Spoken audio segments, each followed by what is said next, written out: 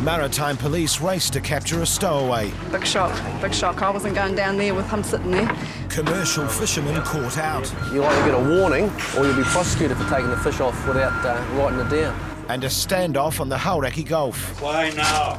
The Maritime Police unit are responding to a call from a West Auckland motorway patrolman who spotted two yachties in big trouble. Just leaving launch base now. Whereabouts are you? I'm on the side of the motorway at that River Bridge. Sit wrecked for the moment. I can't see the third party on this boat, but you shouted out the word Stowaway a couple of times. I was setting out to a vessel that's come off its mooring. Some people have boarded it, the owners, and there appears to be what we believe is a stowaway on board, so we're heading down there now. There's no direct contact with the trapped yachties, so the officers have no way of establishing how dangerous the intruder is. They've got to get there as soon as possible and are hoping he won't do something stupid in the meantime, especially if he's got a weapon. This Naiad is the fastest vessel in the Maritime Unit's fleet, but even at full throttle, their destination's still 10 minutes away. Plus, it's difficult to maintain full speed in the potentially treacherous upper harbour. Very shallow water here on the other side of the marks. You don't want to be cutting corners up here, even though we've got high tide. So a little bit of local knowledge goes down a long way. Next one up here is a port hand mark. You got it? Once in the vicinity, the officers hunt for the distressed boaties, helped by the nearby constable on shore. They wanted him to swim out, the cop to swim out. It's SVH22, I heard him saying they wanted him to swim out. I don't know if we're going to get under there. It's on this side though, isn't it? It's on this side, it's on the seaward side. So it must be up here somewhere. Yeah, just keep going. You're fine. SVH22, it's the single-mast yacht just to the west of the Yellow Cabin boat. Do you copy? Roger, got that? We're coming alongside. It all seems ominously quiet. There's a man at the mast. He's obviously relieved to see the police. You going to go starboard side too? Yep. I'll just go down. You got one on board? Yep. Good man. Oh, we will. Good. She. Fortunately, the stowaway has not resorted to violence. How many others were there? Just the one that was here when we got here. Okay. Sound asleep. Just give us a... Gary, I'll grab a stern line. Or you just... Now that the intruder is stowed on the police boat, the yachtie's partner feels safe enough to come on board. Cheers. Hi there. Oh, well, we woke up this morning and we just lived over there, and my partner said to me, oh, there's a guy out there sailing. And we looked and then we realised it was our boat. Just threw the dinghy in the van and the outboard and the oars, and I've never moved so fast in my life. And just straight down to the boat, climbed on board. She's still locked up, so we didn't realise anyone was still on board. Dana went straight up to take the sail down because the tide was coming in, and then I went straight to the hatch here and pushed open the hatch here, took the washboards out, looked straight down, saw all the Kero bottles on the floor, and then saw this guy sitting on the bunk, and that's when I realised, hell, we've got a stowaway on board. And I yelled out to my partner, you know, that we've got a stowaway, and he just said, what? And came racing down. Oh, got a beep on the mooring. Just about lost it. He must have tried to start the engine and then had no luck, so then he hoisted the sails because he's got our little sail out, which is pretty hard to get out. I said to him, do you know about sailing? He said, oh, a little. I said, not enough to sail into the wind, or else he would have been gone. Right. And this is his food. Looks like he was planning on going for a while. It's none of ours, and he's got his own life jacket here by the look of it. Something pinched off someone else's boat, I suppose. Well, it is the holiday season, all said and done, and I mean, when you haven't got a boat, I guess that's what we do these days, isn't it? That's it, isn't it? You okay? Yeah. Can I have a drink of Coke or something? You need something in it. Need something in it, and there's none here. Well, basically, what Robert's done is he's stolen a dinghy from the boat ramp, the marina over there, rowed out to here, and then he's decided he's let the dinghy go, Yeah. and then he's decided he wanted to sail this off. Okay. There was insufficient wind. It appears that the man intended to sail to the Philippines to see his girlfriend. Gary has also discovered he has a record of violent offending and a warrant out for his arrest. How long ago? People all that on board? This was all on board, stowed down below, yeah. The forward hatch. None of it's ours, and I suppose none of it's his either.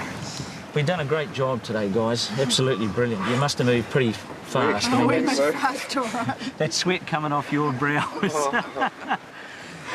But, You think I was turning the outboard motor? all right. Okay, thanks. You'll certainly hear from us. Okay, no worries. Yeah, just remember the 2 Gs, okay? 2 Gs, yeah. Okay. See ya. See you later, guys. Bye-bye. Before returning to base, the 2 Garys want to check the other vessels the man boarded to confirm there's no damage. I'll just have a bow peep. Oh, Whoops. Uh-oh. Oh, it's an alarm, eh? Stand by. You didn't go inside it? You didn't go inside it. the owner will have to come and sort this one out now.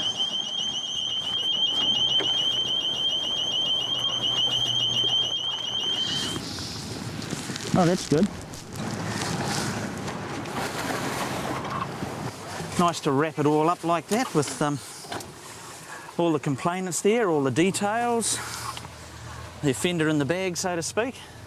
Boat safely back on its mooring. What we're going to do now is the paperwork. Fisheries Officer Gary McEnany is making random inspections of commercial vessels at Onehunga Wharf, checking the catch and paperwork of boats just back from sea. Ahoy! G'day, mate. Hey, mate. How are you? Good, good. Good. Is the skipper about? Yeah. Who was that person? Who's the skipper? Oh, well, which one would you like? No, it's me. Is it? As a former commercial fisherman, Gary's in familiar territory. And certificate of registry. Up on the wall. Oh, yeah? Oh, very good. Hang on, that's a nudie calendar. Oh, This skipper's paperwork is all in order, but Gary still wants to have a look around. yeah, yeah. Am I going to sink in there? You're going to sink. I'm going to sink, hey. Well, I may not jump in there then after all. You can eh? look, you look right I'll back just look. anyway. Yeah, no, it doesn't go too far, does it? No. No, it's just something we have to do because a lot, as you can imagine, a few people just hold back a couple of bins of fish for little private deals and what have you. Okay. Thank you, brother. Yep, thank you, Willie. You're most welcome. You better not tape this because it could be a bit embarrassing. Have you just got in from a trip, have you? This carload of fishermen is headed home after a trip, and Gary wants to ensure they haven't taken any undeclared fish for private use or sale. One of the fishermen goes to get their skipper. He'd be a mug if he didn't have a Section 111 dispensation, wouldn't he? And he's just got a whole lot of fish in there that he hasn't put on his log. So you just get how much fish is in the car? Is there any albacore? Yeah, so we've got a little bit of swordfish and a little bit of albacore. So can we just see how much fish we're dealing with here? There's your swordfish, there's your albacore, The LB, yeah. and there's your piece of swordfish. Right, and you don't have anything for yourself? Okay. Okay, guys, well, I'll just let me have a quick look through here, and I'll just assure myself that you're telling me the honest to goodness. The men claim they're taking the undeclared tuna and swordfish home for a meal, but without special dispensation, it's illegal. Now, Lee, I take it that fish is was caught on the vessel's commercial gear, was it? Yes. Everything that comes off that boat, everything has to go on this logbook, so that everybody knows how much fish is being caught out there. And that's one of the rules, and that's just one of the foundations of the whole quota management system that has to be done. That swordfish, it would have got dumped and it wouldn't have been recorded anyway. But even catch that is returned to the sea must still be recorded. If you want to take a feed of fish off, there's this 111 dispensation that everybody uses to take a feed home. Okay? So what that does is it gives you a dispensation to catch fish as an amateur while you're out there. But because this fish was caught on commercial gear, the men aren't eligible for any dispensation. Warning, or you'll be prosecuted for taking the fish off without writing it down. Okay, well, we're done, Lee. You right? The fishermen receive a $400 fine for the undeclared catch, and the skipper's far from happy. Oh, well, we'll push on. Yep. But Gary's next reception is more good-humoured. What happens in the day of a life? So much, you know, you're like gods to us. Yeah, exactly. Yeah. We've got our secret recipe for deep fried dolphin. What's that? You want our secret recipe for deep fried dolphin? Not us, you can give that to Doc. They'll be interested. The fishermen aren't the ministry's biggest fans to begin with, but the discovery their permit doesn't allow them to dock at Onehunga takes the mood from lukewarm to frosty. We're going to have to report this, Shane, okay? You'll seize the permit. No, you can still carry on. Can't sail it, can I? Yep, you can sail. Basically, this is just all about keeping track of where the fishermen are landing fish, where they're allowed to land their fish. They have to apply for a set number of landing points when they get their permit, and then they have to stick to those landing points. It's a first offence, but the men have a few strong opinions on their predicament. So do the crime, do the time, you know? That's right. Like, if I'm guilty of something, Play the I'll game, be leave the guilty. rules. If I'm not guilty of something, I'll fight it all the bloody way, mate? Yeah. And you're silly if you don't. But, paying lawyers, mate. You gotta play the game, you gotta know the rules, mate. Yeah. Do the crime, do the time. So the secret is don't get caught. That's the secret, just don't do it. I'm always in this shit. Oh, it's just the depth. Yes, it's the depth that varies on that feeling well, mate. It's just the depth. I'm not too worried. Not even. Yeah. I mean, life's gonna go on anyway, eh? The skipper's playing it cool, but his livelihood is at risk if an amended permit isn't issued quickly. No worries. Yeah, we'll leave you to it. Gary will give them a written warning for today's breach. But before he can finish for the day, he's about to get a reminder of just how disliked M-Fish is by some in the fishing community. See if it's been slashed. I've had my tyres slashed before. I mean, it doesn't exactly affect us. We're still being paid. We just change the tyre and repair it and clean the car and we get on with life. Just looking around at the boats, just wondering who might have been in the best position. Could have been anyone, really. A deckhand claims he didn't see anything, but that the reason for the vandalism is pretty obvious. You can't really go fishing without breaking a rule that you can be done for. And do you think that that's the reason why something like this might have happened? Oh, I think it's because you're hassling a lot of them at the moment. Like, seen you done a boat over there the other day. Yeah, true. We're not hassling, it's just this is our job. We have to go down, check the boats to make sure they're doing things properly, and they won't learn unless we actually tell them what they should be doing. It's as simple as that. Silly. Port surveillance is no help, but Gary's confident they'll discover who the culprits are eventually. It'll get back to us, because we know those guys. A lot of those guys we have very good rapport with. And we'll get the word one day, sooner or later.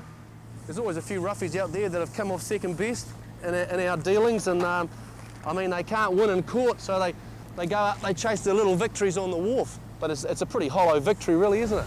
Fishery Officer Stacey Fitiora is one of the few female officers in the force. It's a holiday weekend in the North Island, and Stacey, along with colleague Craven Dunn, are expecting a busy few days. You're going to drop me in? Hey!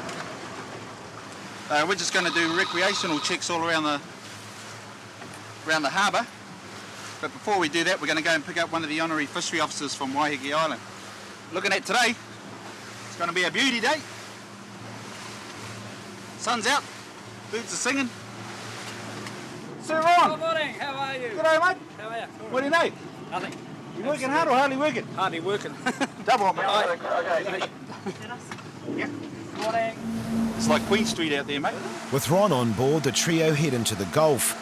Every man in his dinghy are out in search of snapper, kingies, cod, crays, power and scallops in the country's most popular free fish shop.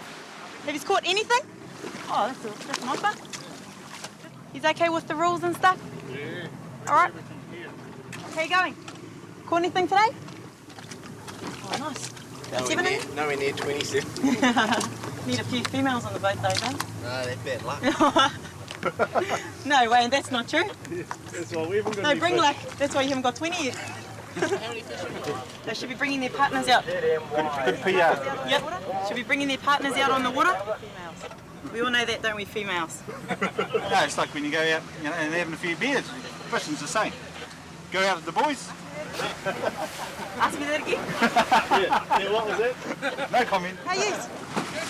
Mind if I jump on board? Yeah, you're allowed. How are you? I'm Stacey. Hi, I'm Sean. How's it Hi, going? Sean. Good, thanks. Nice, fine. Just wanna... This female lives Yep, in nice. Welland. Nice. It's a male, he's Welland. Yep, nice. And that's a male, he's Welland. Yep, nice. Sweet. Got some nice sizes there. All Nice right, female. for in here. Yeah, pretty good for in here. Enjoy the rest of your day. Thank you. And there was about 6 females to 3 males on there. Nice, 4 crays, 4 large crays. One of them is borderline though. As I said before, females bring luck. Hi. The woman on this boat has brought them too much luck. They have 165 scallops. The daily limit is 20 per person. 125 of the scallops are undersize. Are we going to be put on jail? No, not jail, but the 2 divers could be facing a fine of up to $250 each. Hello. For some, it's going to be a very costly day. Both people that were prosecuted so far had women on board, and both of them had women divers. Stace. But they had a large catch on board, didn't they? The male was probably doing the measuring, actually. The next boat they check obviously measures up in the big boys' toys department. We've been. But that's no guarantee the scallops won't be too small. Again, a bloke has been doing the measuring. I'd be so sprung if If there are any illegal ones, you take this guy away. You can measure them all. Who measured them? Me. You want to get a pair of glasses? 30. Okay. Yep. You'll need that. Thanks. I thought we were going to throw that away. Yeah. Out of the 200 scallops collected, 10 are undersize. Stacey now needs to work out if they've taken more than their daily limit.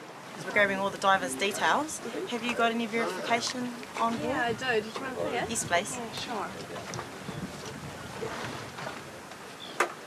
Ron has a chat with the man in the director's chair, who claims they are intending to measure the scallops a second time. Oh, okay. Can I get back to you on that one? Sure. Okay, no problem. Yeah, like Uncle John said, we were going to do a second measurement afterwards. From a different source. While Craven's checking out a nearby boat, Stacey prepares to officially caution and question the divers about the undersized scallops, which prompts a quick legal conference in the corner. Uncle John is not amused. Does anyone else want to add anything to this?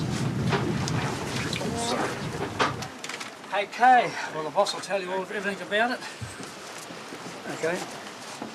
Okay, what I need to do is I need to get all the divers just in this little area here. Yeah, just before you go on, you turn the camera off, please. Our cameraman continues to film from the M-Fish boat as Uncle John tries to prevent Stacey from giving the caution. Once they know what my caution is, they can then tell me to leave and consult with a lawyer. Okay? So if you let me proceed with this caution. Well, just a minute, please. Yep. You just hold off and wait. That's fine, that's fine.